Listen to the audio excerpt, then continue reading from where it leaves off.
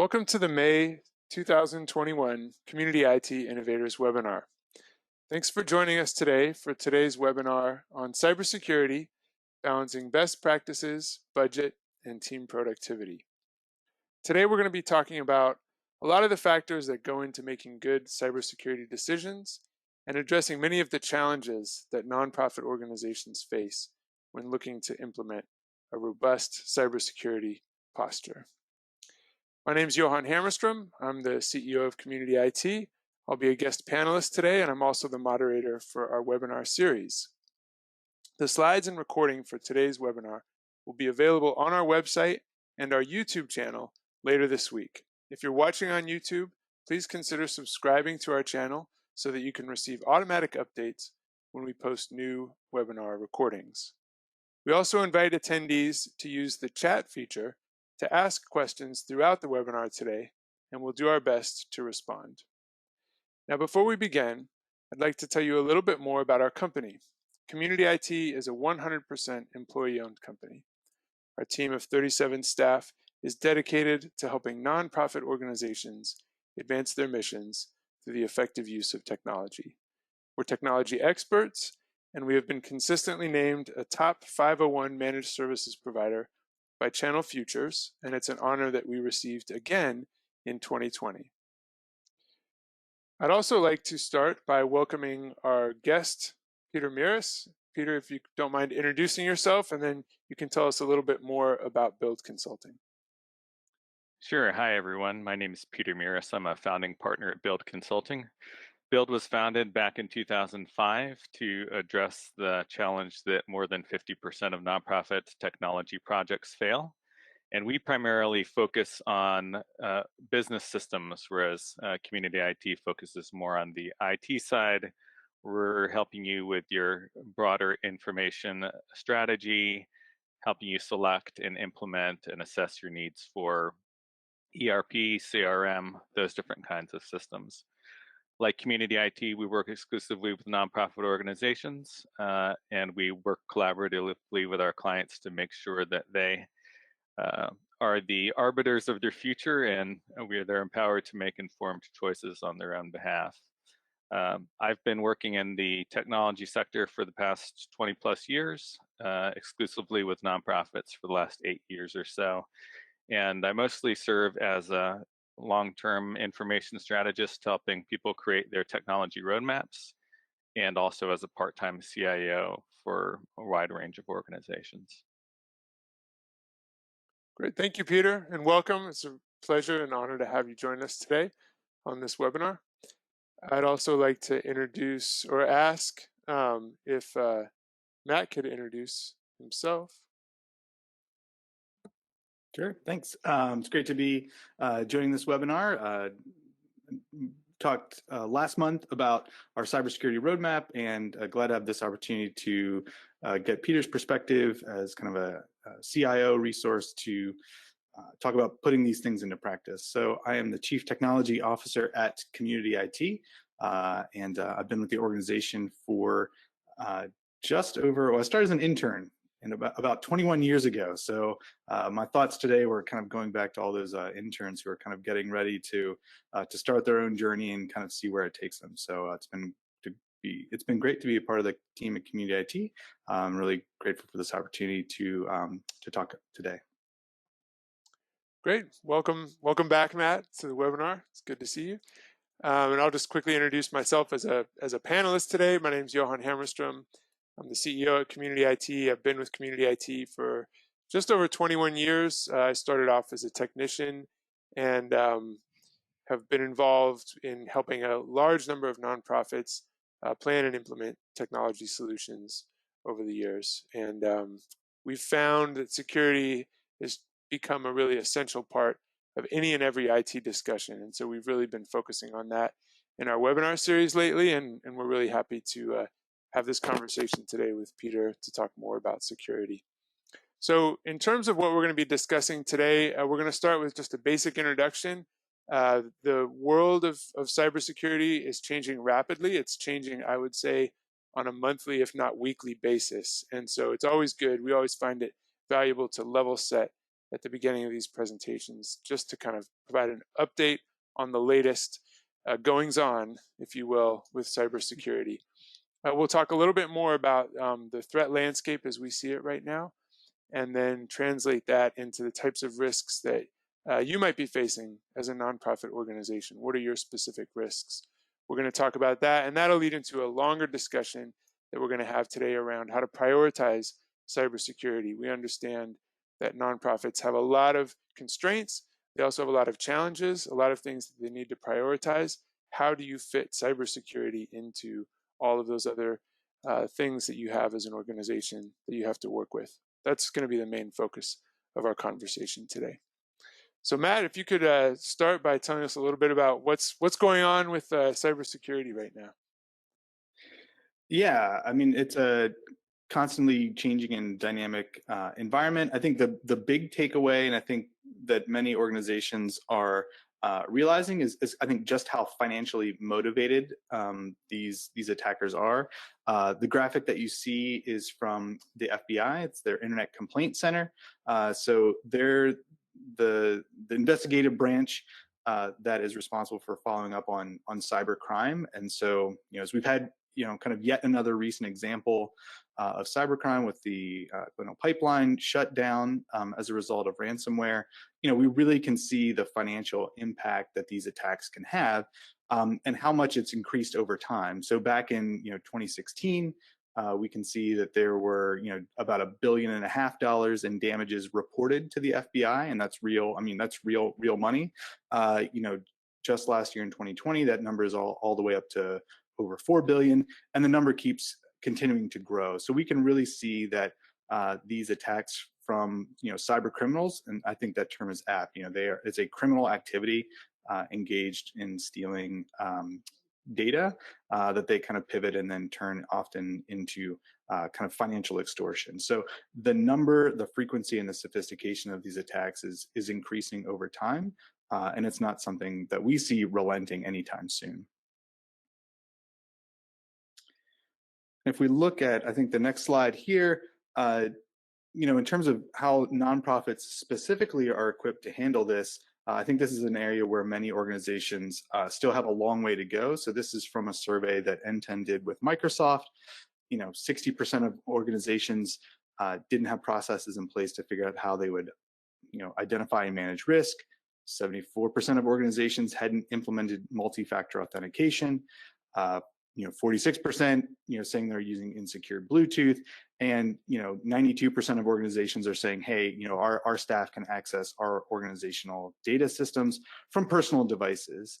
So I think while nonprofit organizations in general have done a really great job of adapting and moving systems to the cloud and really having a flexible work environment, I think they've done a less good job in keeping up with the security policies and procedures in order to really protect that data. And I think it shows how much work still has to be done. And as an organization that supports about 140 different organizations, so we support about 5,000 nonprofit staff amongst all the different clients we see. A couple of years ago, we started to be really attentive to categorizing and reporting on the types of security incidents that nonprofits faced. There's lots and lots of data and lots of reporting from big commercial vendors that are talking about enterprise systems, and I think that's great, and that helps inform our controls.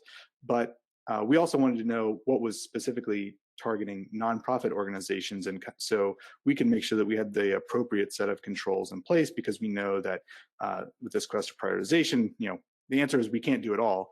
And so we needed to focus on the most meaningful controls. And so we started our nonprofit incident report 3 years ago.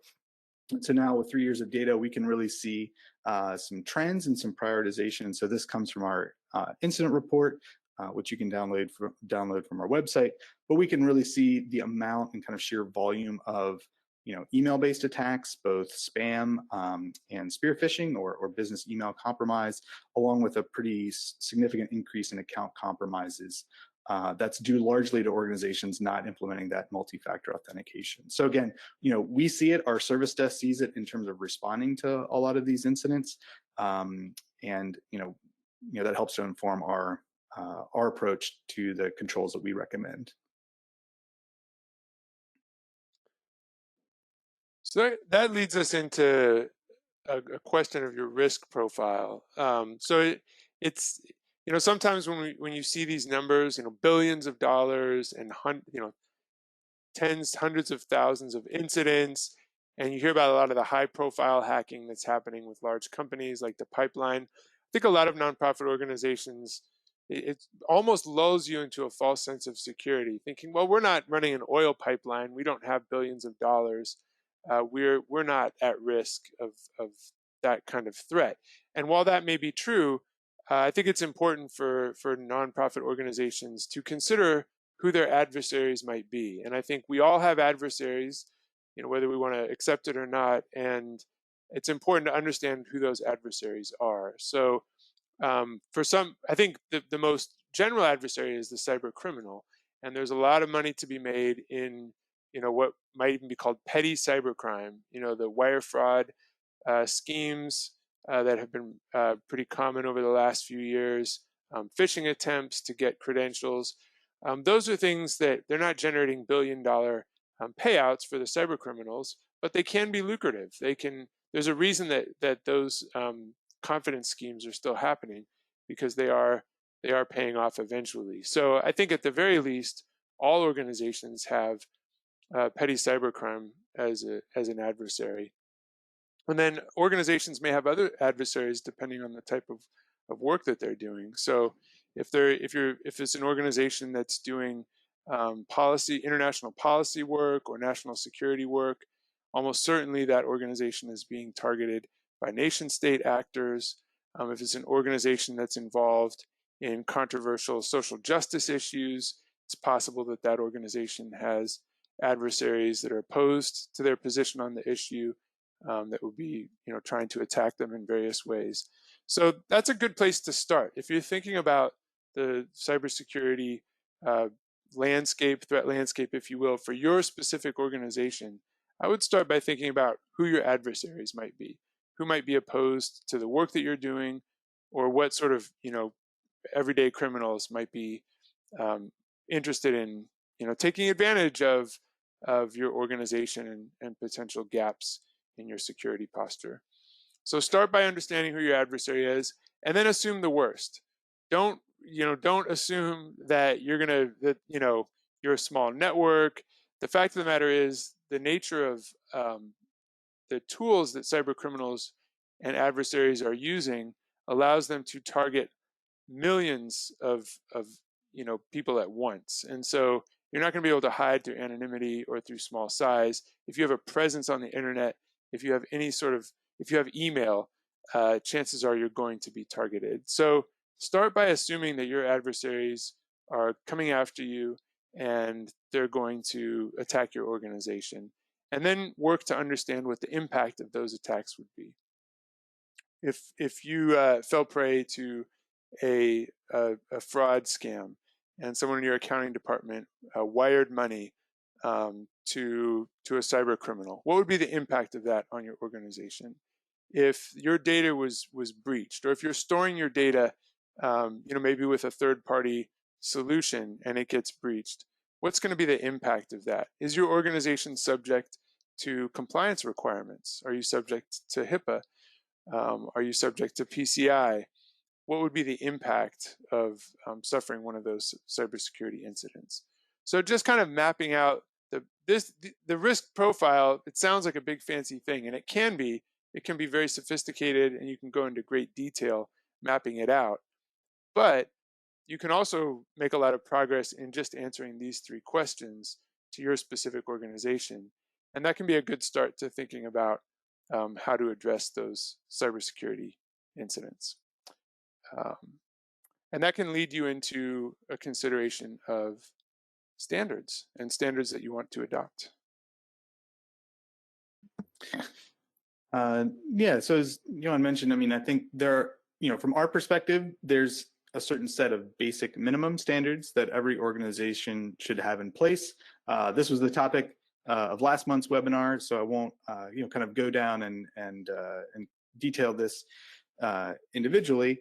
But I do think it's important that from my position as the CTO and kind of the technical respondent for a lot of these incidents is that, if these basic controls are in place, you greatly reduce your risk to falling victim to a variety of cyber attacks. And so I think, every organization, should take this list and kind of make sure that they can check off the box to say with confidence that they have these things in place. And it really starts with policy. I know policy is often hard to do because it's a soft skill. It requires getting people together and agreeing on something, which is a little bit different than turning on a backup. You don't have to. You just have to turn it on. Doesn't impact anybody.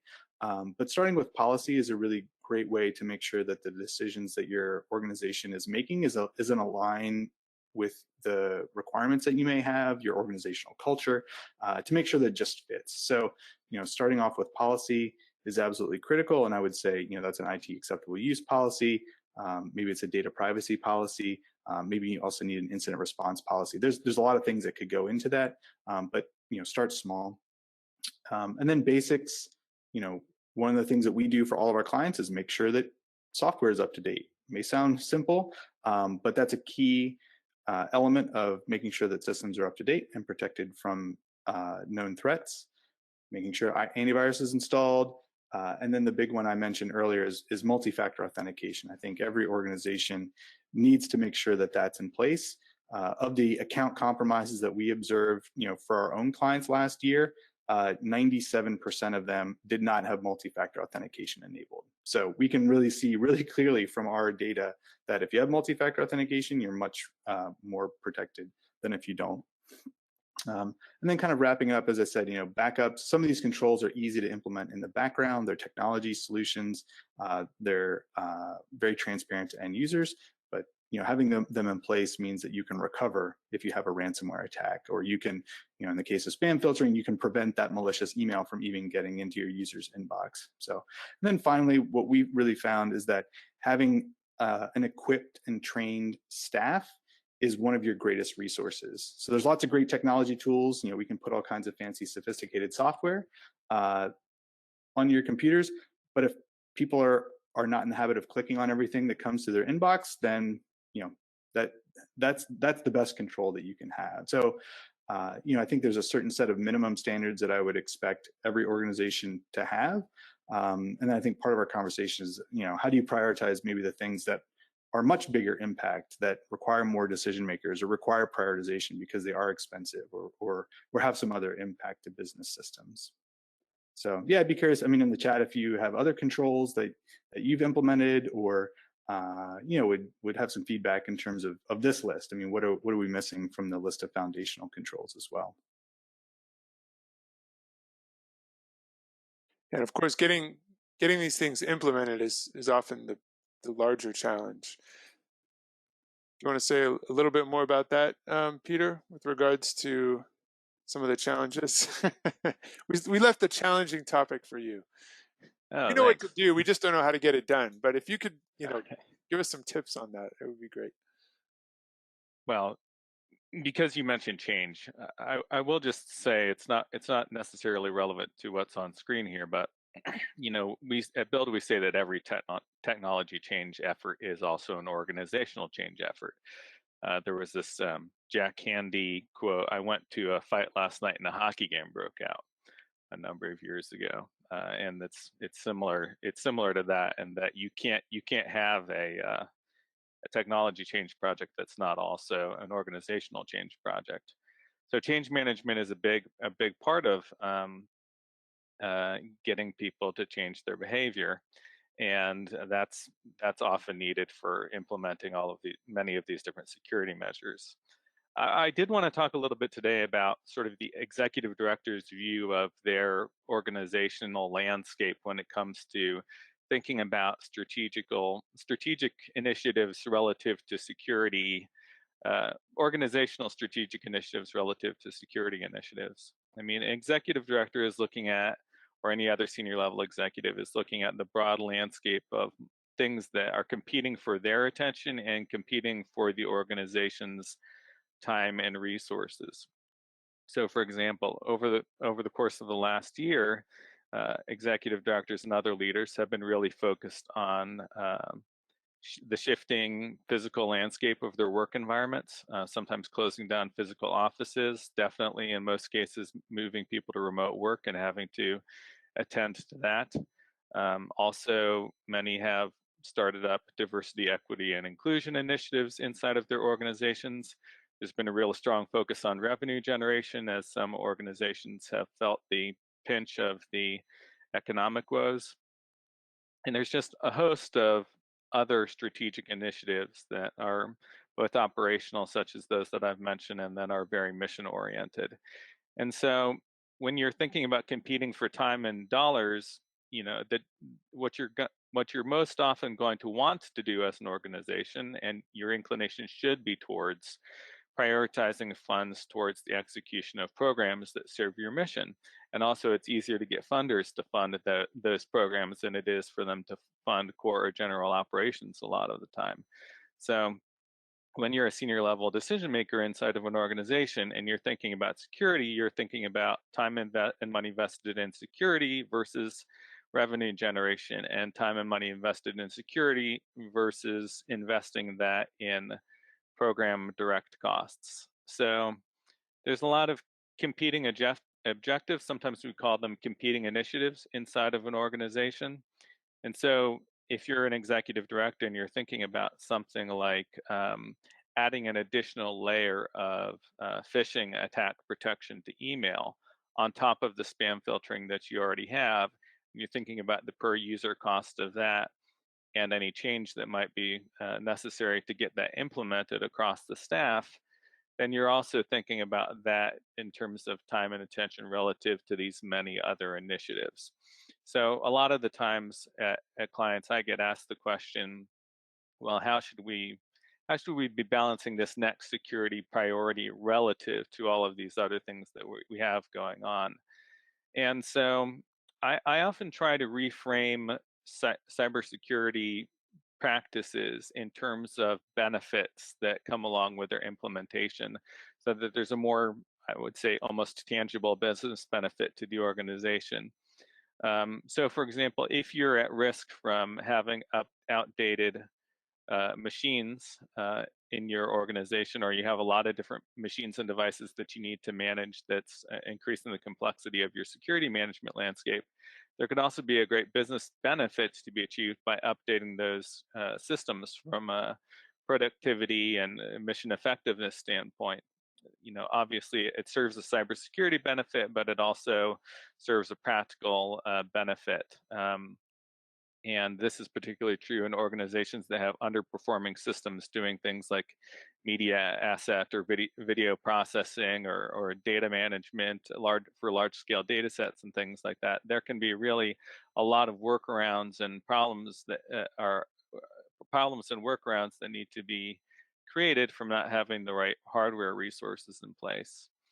And then, for example, if you're using an on-premise CRM system and that has some known security vulnerabilities in it that have become too great to ignore, implementing a new cloud-based CRM system with multi-factor authentication with a better sort of security perimeter baked into it and other security practices can be a big benefit to the organization in terms of managing constituent relationships. So in many cases, there is an opportunity, a business opportunity that can be paired with cybersecurity risk mitigation or a cybersecurity initiative.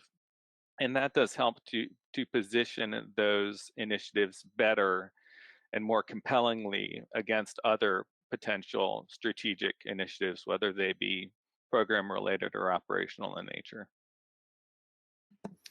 Yeah, I mean, I'd just jump in and say, I think, you know, the shift to the cloud, I think in addition to being, you know, kind of an access improver for many organizations, I think has really improved the level of cybersecurity controls, because the things that you're able to get with, you know, Google Workspace or Office 365 in terms of logging and reporting and analytics just kind of far exceeds, you know, anything that you could possibly do with your on-premise environment. And I think, you know, by this time most organizations have kind of made that transition, but we still find, you know, kind of shockingly enough, yeah, there's still the on-premise Exchange server that's, you know, lying around. There's still a lot of on-prem, you know, legacy databases. And File whenever you servers. file servers, yeah. And so when it comes to answering the question of who accessed this file at what time and what did they do to it, if you have an on-premise file server, you just can't answer those questions unless you've already invested in tools. Whereas if you're in Office 365 or Google Workspace, those questions are really easy to answer. We can see, oh, this person accessed this file, a week ago, nobody else accessed it. And so you have a lot more insight because of that. So I think that's a really helpful, insight, Peter, to kind of frame those other business benefits beyond, just the security perspective, but I think the kind of functionality and performance improvements as well. We've talked a lot here about moving from the ancient to the modern from technology standpoints, but there are also security risks that come along with the proliferation of sort of self-service modern systems, and that's no more the case perhaps than in the arena of file management, because we'll often work with clients that say, well, yes, all of our files are in secure systems in the cloud, and maybe that's primarily Office 365 or Google Drive.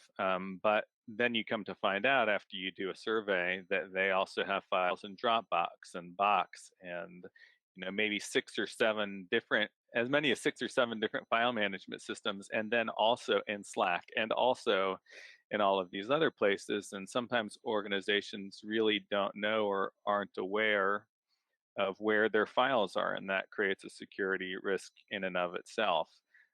So more so than seeing clients move from an older system to a newer system, now I'm seeing them trying to consolidate and tighten their governance around the modern systems that they have, because there's such a proliferation of them, and that makes the security management landscape very difficult. Yeah, I mean, I would also say that I think it makes it more difficult because we've moved from, the IT department controls everything to now, everybody can sign up and adopt new systems, and it's really easy to do, and it doesn't cost anything, and it kind of flies under the radar. And so I think IT has a real challenge in making that transition from being kind of the gatekeeper, and they really hold everything closely, to being a bit more open and understanding the business needs of various departments to say, all right, we're in Office 365, but we understand you also need to collaborate with folks that are in Google. How can we make sure that we've got good security controls around our corporate Google Workspace account, as opposed to everybody using their personal Gmail accounts, which, don't have the same data controls. Mm-hmm. Yeah, that's pretty common, and I know I've had many clients that work with funders and clients of their own that are, for a particular project, are required to use a separate file management system, maybe one that's provided by the client or funder, or maybe one that they just have are pre-reviewed and approved from a security compliance standpoint. There's always going to be reasons for things to be in different locations. I think the key is being able to have knowledge of and create a policy umbrella that encompasses those situations. Well, and I also think, going back to your original point, Peter, about change management, oftentimes change management is addressing the culture of the organization. And you can have great systems in place, and you can have great policies written about how those systems are being used. But if the staff in the organization don't have a security first mindset, there's nothing that really forces them generally to use those secure systems in a secure way if they end up, using Dropbox because it's easier for them or for what it's used to. So I think it just speaks to the value of creating a security culture within the organization. Mm-hmm. And really, I think most staff that work at nonprofits are invested in the mission. They want to see the organization succeed. They're not trying to put the organization at risk. And if you can do a lot, you can do a lot with staff education and really kind of creating a culture that prioritizes security, and that will disincline staff from adopting their own solutions that may not be as secure. Mm-hmm. Yeah, this is one of the points in conversations like this where somebody will chat in, well, doesn't culture start with leadership? And we say yes. Obviously, it all comes back to leadership in one form or another, right? And I know when we were talking about this topic in preparation, we were thinking about, well, what level of technology or security awareness does there need to be in those leadership roles in order to have an effective security-minded culture? And what would you say the answer to that is, Matt? I think it takes all kinds. I mean, you don't need to have somebody that's an expert in security. I think what we found the most helpful is somebody that's, really engaged, can ask good questions, knows the organization, and I think is able to prioritize. So, I think some of our best relationships with our primary contacts are not technical at all, and kind of would admit that, or even boast about kind of how much they don't know about technology. But they're really good because they know the organization. They're able to take and receive, kind of guidance and counsel, and then, make those things a priority based on their input from outside experts. Yeah, it's a great segue, Matt. So when we talked about this earlier, but if you're working to prioritize cybersecurity as an organization from leadership into a very cultural base for your organization, you have to start with that top level view of risk, opportunity, and investment. So get a good sense of what your risk profile is, as we discussed before, but also what opportunities could come along from mitigating risk, and how that helps move your business forward, or how technology can serve as a catalyst or an accelerator for overall business improvements in your organization that can benefit programmatic outcomes, and make investments accordingly. And then we often encourage clients to say, let's get together in a room today virtually and have a scenario-based exercise to clarify, what kinds of things might happen. Let's walk through a security incident and see what we can do from a proactive risk mitigation standpoint to help avoid that in the first place. And then what would we do if an incident does occur? And I think it's worth mentioning that I believe roughly about 80% of the clients that I've served over the past 15 years or so have had a cybersecurity incident sometime prior to us coming into them as an organization, in to help them as an organization, whether it be an attack on their website, or an attack on a network file server, or a compromised executive email account, or a wire transfer fraud scheme, many of the things. And so, as Johan said, it's not so much a matter of if, but when. So it really helps to just think through a couple of these scenarios and demystify what the risk is, and then try to come up with a clear idea of what your incident response readiness level should be. We've been talking a lot with our clients, and I'm sure you guys at Community IT have as well, about cybersecurity insurance over the past several years. That's a component of response readiness in a sense. Also, you need to think about, if constituent data is compromised in some way, what kind of communication should you provide to those constituents, and when? Do you have legal counsel that's prepared to advise you, or do you know who you could reach out to if you needed to speak to a legal advisor about how you should handle an incident? And so on and so forth. And we could talk at length in a future webinar about incident response strategy. And then, as we've been saying, it's important to work to develop good habits with an emphasis on the mission, not on fear. We try not to sell cybersecurity measures through fear-based tactics. Unfortunately, there's no way to get around that sometimes, and it can be an effective motivator. But ultimately, we want to steer people towards and keep their eyes on, an opportunity to benefit or preserve the mission of the organization, more than just, you guys need to cover your, what's in case something happens.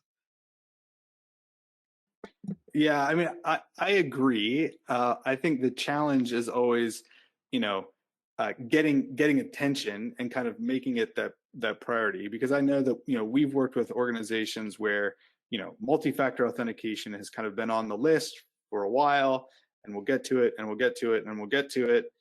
And then somebody's account gets compromised, and then all of a sudden they're able to prioritize it, and it becomes, a doable thing for the organization. So, I don't like to be in that position of kind of using those painful incidents as a way to kind of move cybersecurity initiatives forward. But sometimes that is what happens. And so I think, as much as the message can be communicated, like, hey, like, these things are really important, and how can we make sure that we are prioritizing those things in the broader context so that we can be proactive about cybersecurity and prevent incidents from happening, as opposed to, implementing controls reactively, after they've already occurred. And so, I think it's a challenge, but I think as the advocate for the controls in the first place, I know that, using those kind of painful opportunities to move the organization forward is often what ends up happening.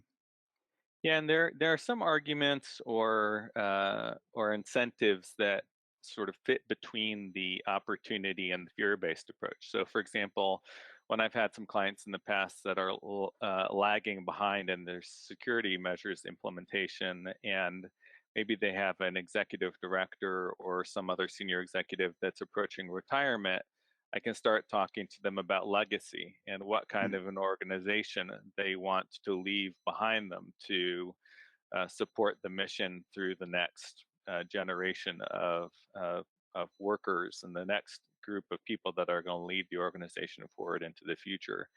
And sometimes in that way, you can get those kinds of initiatives wrapped into the things that individual wants to accomplish before they hand over the reins to somebody else. So there are a lot of different ways, and ultimately, because of that, there's a lot to be said for having good relationships with the people that you're trying to develop these conversations with. It's very much like data quality in that sense. It's hard to come in cold from the outside and just make the first thing that you put in front of somebody, how much their current practices suck and what they need to do to improve them. So yeah, the relationships can sometimes be important. Particularly when an organization hasn't recently been the victim of an attack or knows that they've been a victim of an attack and is just fresh coming off of that. They're saying we need to do X, Y, and Z to make sure this doesn't happen again. It's sometimes the hardest sell is before the attack happens, not after the attack happens.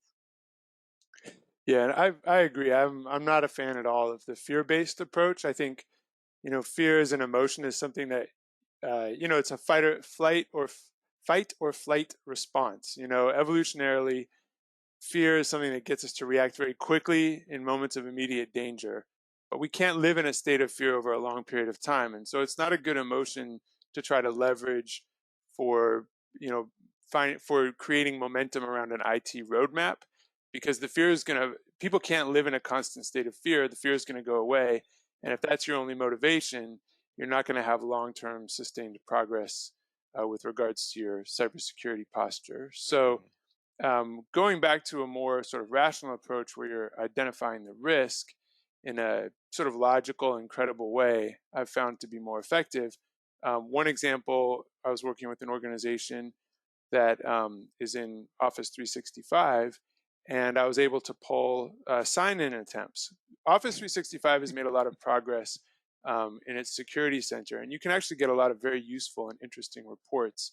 And I was able to show that one of the longtime staff, who at one point had administrative rights within the organization, that his account was being logged in from 12 different, attempted to be logged in from 12 different countries across 5 different continents. That was a real wake-up call. Just to say, like, in the last 30 days, there have been dozens of attempts to try to gain access to this account from this wide range of locations.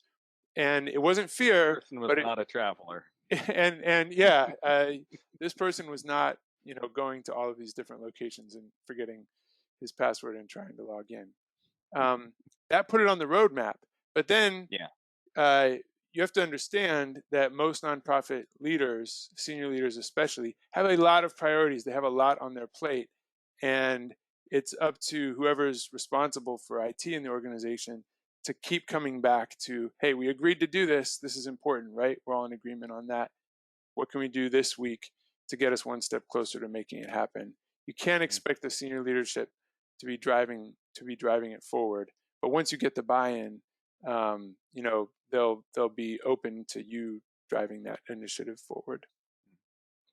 Yeah, I often, whether when we come into clients, whether it's no matter what the technology need is, one of the questions that I often ask is, do you want to take this project on, this technology improvement project on, to move away from pain that's behind you or towards a reward that's in front of you? Because I think that understanding that motivation there is important. And I often think that moving from pain that's behind you, as we were saying, that fear only gets you so far. It usually gets you to the point of mediocrity and not a lot farther than that. So at some point, the opportunity has to be the thing that pulls you forward, because otherwise you're just going to do just enough to get out of the immediate pain, and then your attention's going to start to wander elsewhere. And that's true, you know, if you say, well, our board questioned our constituent data statistics and asked how really good our data was, so all of a sudden we have to do a lot of deduplication of our Razor's Edge database. It's true for, you know, recent security incident, you know, any kind of disruptive event that could cause the pain. Great, now we've got their attention. but what's going to help to sustain that into the future? We can do better than mediocrity. That should be our goal. I think when Jim Collins, who wrote Good to Great, the book Good to Great, he also wrote a companion piece called Good to Great in the Social Sectors. And he said, you know, at the time there was a major push to improve the nonprofit sector by bringing practices from the for-profit community into nonprofits. And he said, don't do that, because most of the practices in the for-profit sector are mediocre, and we have enough mediocrity in the social sectors already. So we definitely want to take best practices and move them over in inside organizations and have it be very opportunity oriented. So I have a couple questions that I wanted to ask the panel today. The first one has to do with diligence. You know, how, and it maybe speaks a little bit to mediocrity. We don't want to stop at a point of mediocrity, but we also have to recognize that there are a lot of other priorities. And at what point are security measures good enough? You know, at what point have you reached? You can always add more security. You can always encrypt it again. You could have 3-factor authentication. You know, there's more that you can do. At what point is it good enough?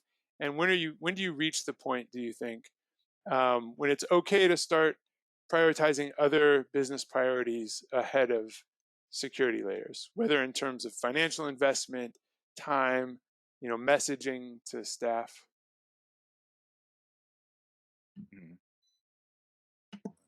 I'm looking at you to lead here. Yeah, well, I mean, I would say, I mean, I think there's back to the previous slide, right? Yeah, I mean, there's foundational controls that I think absolutely must be in place, and I would say that it's important to start there. I think I would also, you know, kind of advocate for. I think security is an iterative process, and I think there's always new and evolving, you know, threats and risks out there, and so, you know, it's never static.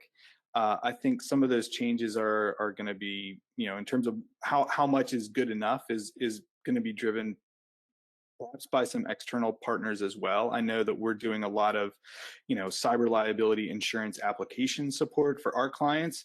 And like the number of check boxes on those applications, you know, this year as compared to 3 years ago is really, I mean, it's really notable in terms of how much more stuff they're asking for as part of those controls.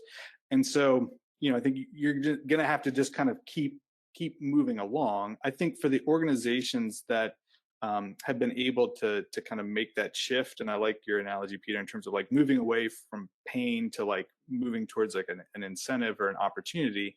You know, the organizations that have have been able to kind of make that shift, like they've maybe gotten some good acceptable use policies in place, they've turned on multi-factor authentication, they're kind of doing the foundational stuff. I think it's easier for them to keep going, and maybe they need to add another security control, or perhaps, you know, whenever they're evaluating their vendors, they're able to incorporate some additional questions in terms of how the vendors themselves are handling their data and what processes and protections are in place there. And so I don't think it's static. I do think you probably have to get over a hump where you've changed the organization's mindset a little bit from, you know, I think it has changed a lot in the sector, especially. I don't think we run into too many of the nonprofit organizations where technology is viewed as a necessary evil. Again, I think they still exist, but in general, I think most people see technology as an enabler, and it allows them to accomplish their mission and kind of do all this great stuff. And I think on the cybersecurity side, it's probably similar to that too. Like, you need to kind of get over the hump, make sure you've got your baseline controls in place, and then build it into the practice of the organization to have that security mindset. You know, regardless of the initiative that you're implementing, I think there's going to be a vein of how you're protecting and managing and storing and accessing that data, no matter what, you know, system or process that you're getting ready to implement. Yeah, I agree. It's different for every organization based on your risk profile, and that risk profile can include the tech savviness of your staff at times. You know, sometimes less tech savvy staff can create a greater risk profile. You know, an example that I sometimes come back to is, let's say you already have some sort of threat protection perimeter on your email, like something that's baked into or available through Office 365, and you know that's going to catch a certain large percentage of the threats that are coming through, and then you invest in a little occasional cybersecurity awareness training for your staff. At that point, there might be a good argument to invest in a non-security related initiative more, rather than taking the next step, which might be saying adding an additional phishing protection layer, like through Barracuda Sentinel or something like that. And so, but again, it's a judgment call, and you know, I would recommend going ahead and doing the Sentinel for the amount that it costs on a per user basis. But you know, if an organization is saying, look, if we really need to invest some additional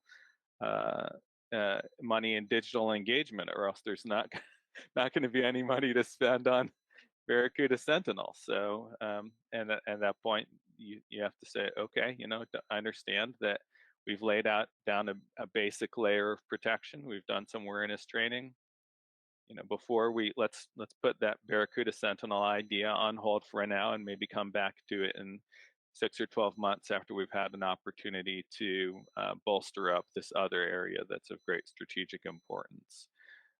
So that conversation is going to run a little differently for each organization, but that's an example that I see fairly regularly, and actually one that, you know, we had to think about inside our own consulting firm, like how much protection is enough protection for a tech firm that has good, you know, technology savvy and awareness. So the same kinds of concerns that nonprofits are juggling, you know, they're not unique to the nonprofit sector. They affect us as well. So let's talk a little bit about buy-in. I talked about this a little bit earlier, but what are some you know, tips you have for ways to make the case for security improvements at the executive level? What are some things that you've found to be effective in making that case?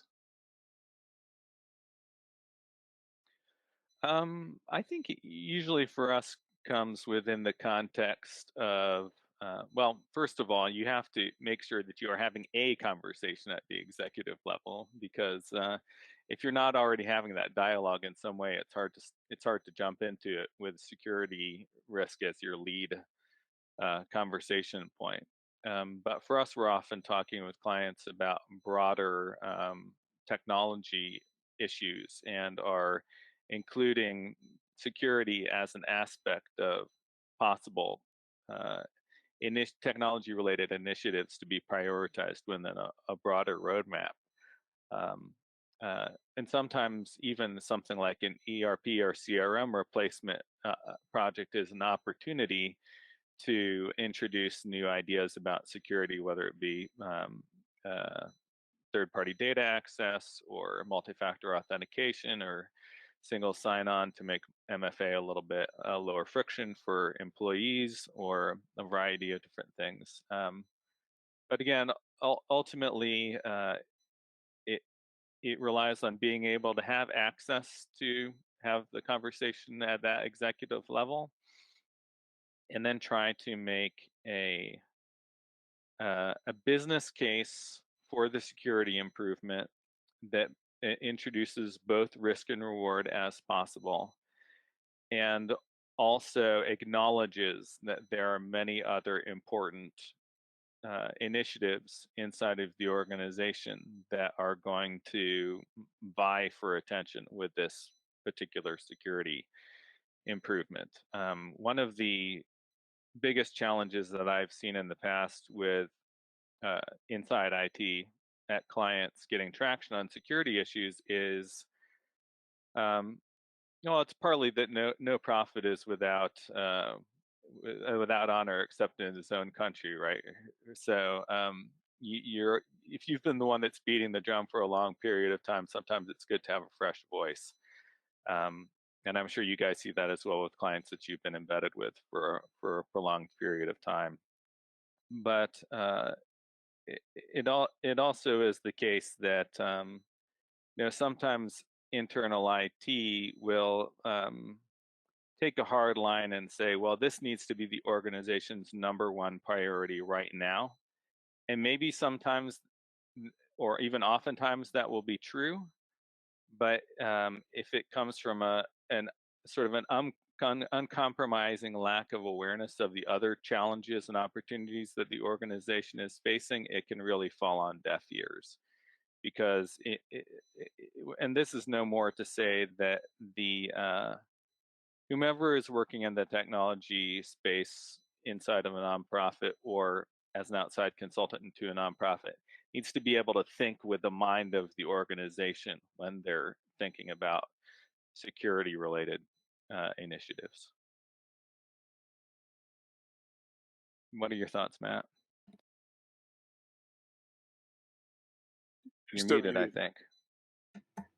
There we go. Whenever we're being brought in, I think one of the helpful drivers does tend to be kind of those external compliance sources. So again, formal compliance standards like HIPAA or like PCI, can help drive that conversation because it's a mandate. They kind of have to pay attention to that.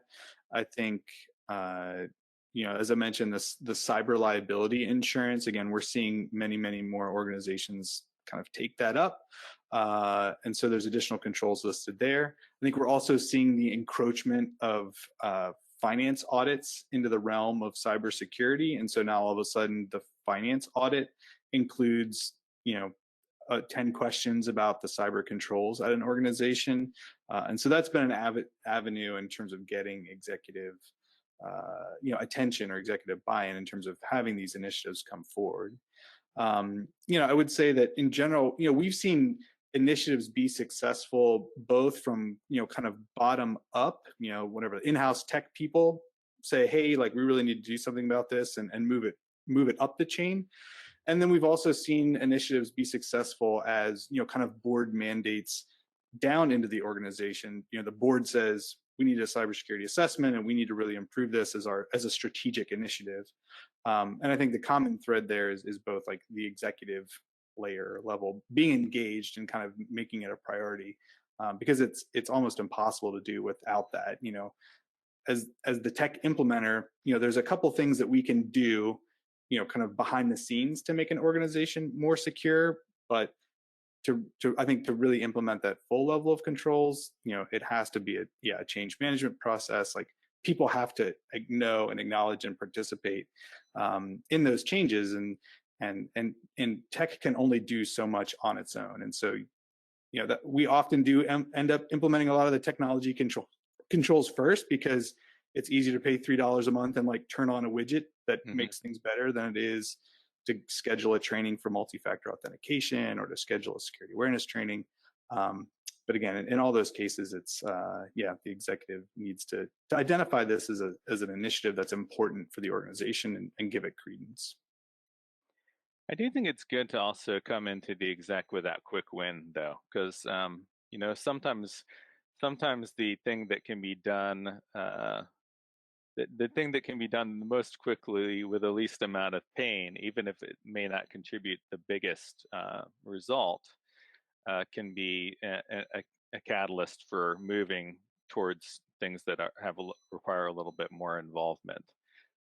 So that's an opportunity as well when you're talking at the executive level. You can say, hey, just for this small per month per user transactional fee, we can have this layer of security, and we can all celebrate it, and it won't require you to do anything.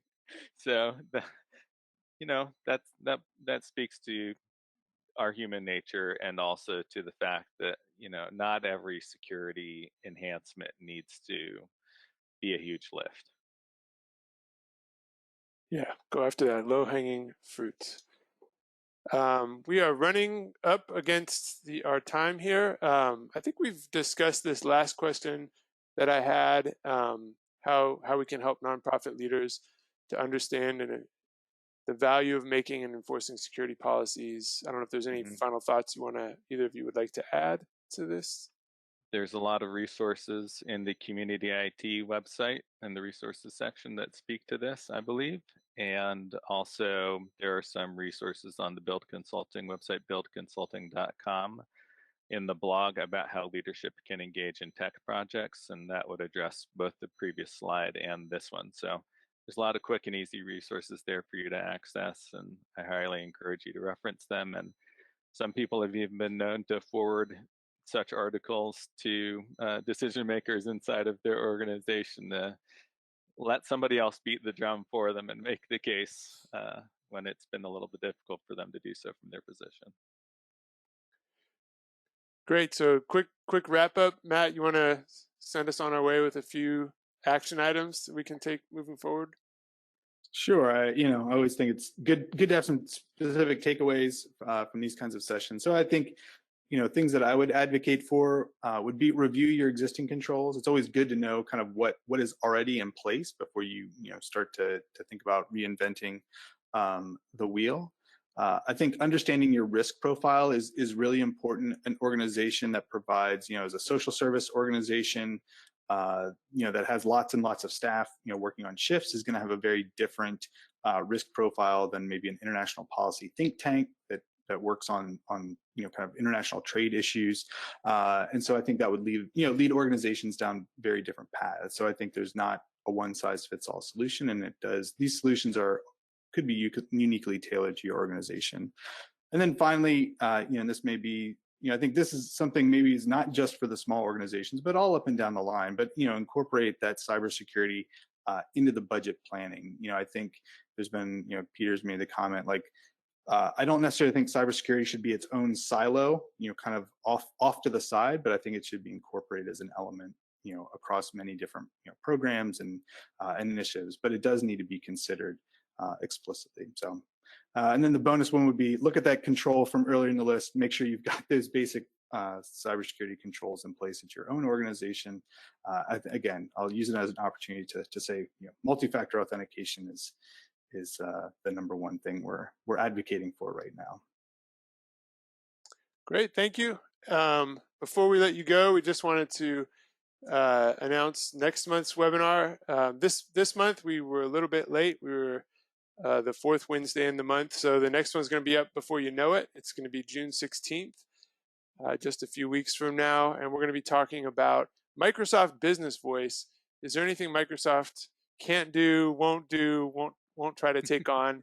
Microsoft has some very interesting and potentially compelling voice over IP telephony solutions as part of their Microsoft 365 suite.